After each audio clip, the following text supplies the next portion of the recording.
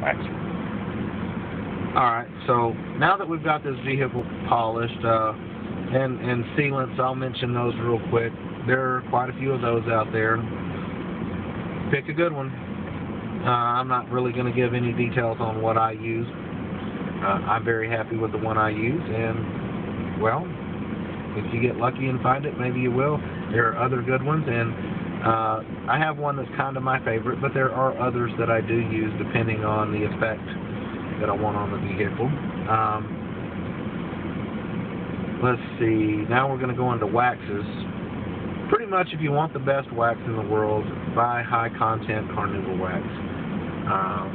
There are two European companies that, for people in the know, I don't need to name, that make probably the best high content Carnauba waxes in the world. One of the companies designed it for a certain detailer. It's probably about the best in the world. Just designed a wax for him. If you can afford it, hey, I'd use it. It's good stuff. Typically on Carnauba waxes, most of the stuff you're going to buy over the counter is maybe 3 to 5%, maybe 7% Carnauba. Okay, well that sounds great. 3 to 7, you know, they say 100%, but that's bull.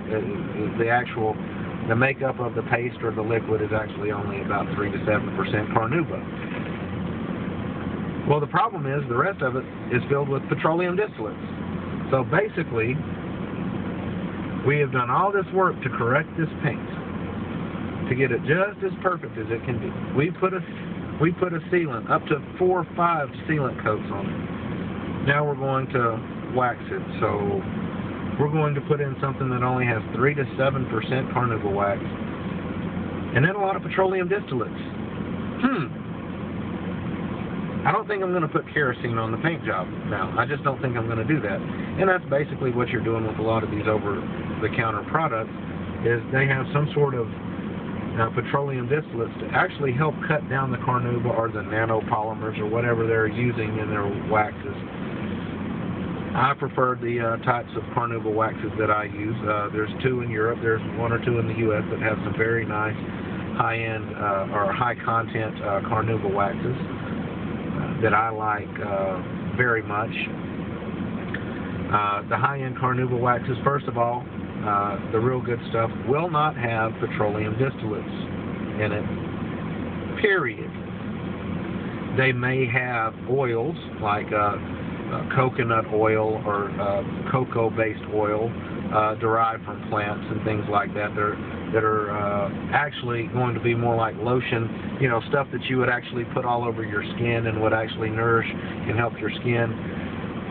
Well, that's typically what you want to put on your clear coat too. The advantage of the Carnauba is that it finishes as hard as concrete. You can layer it. It gives a deep wet look that only Carnauba can give. I don't care what kind of nanopolymer, super cool wax of the week that they came out with.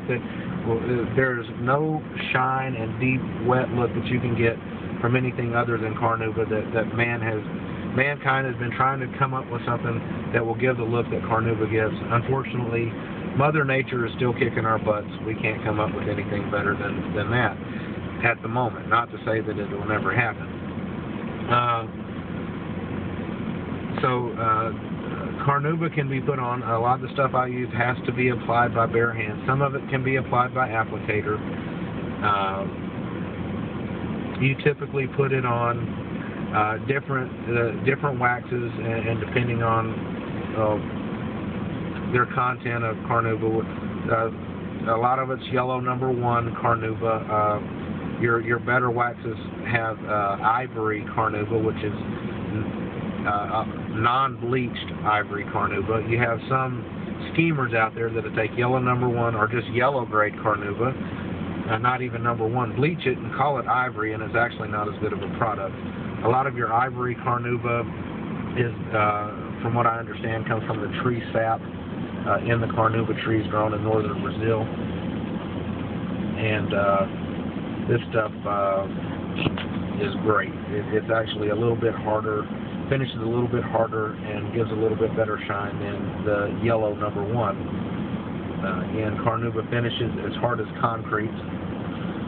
If you were to get it in its natural form and the little shavings of it or whatever, it's hard like concrete. And they basically have to heat it up and then put stuff in it to kind of soften it up and make it malleable and make it to where it'll just stay in a thin coat when you apply it and create this number one, protection, and secondarily a out of this world shine.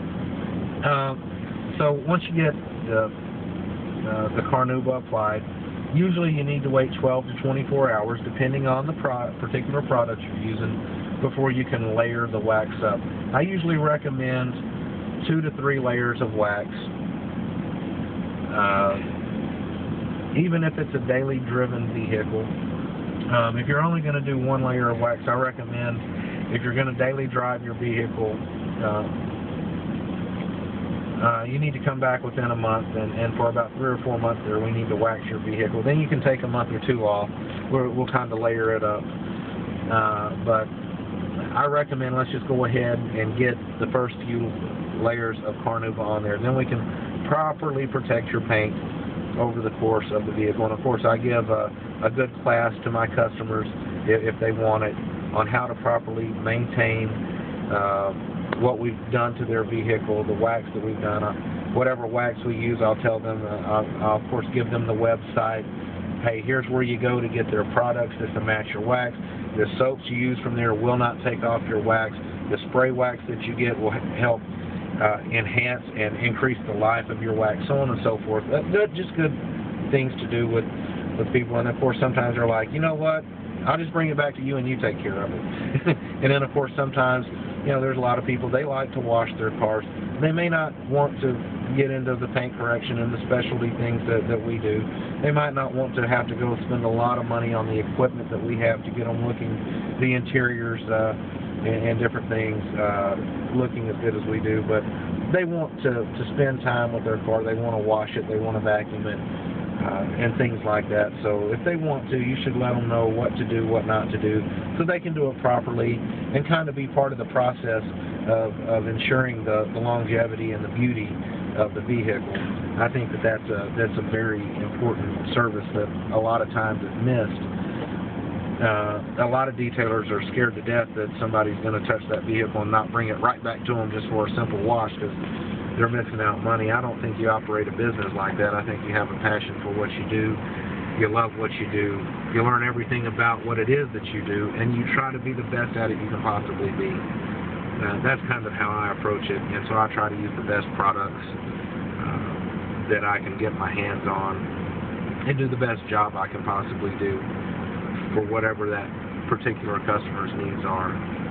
And that's kind of covers the exterior of the vehicle minus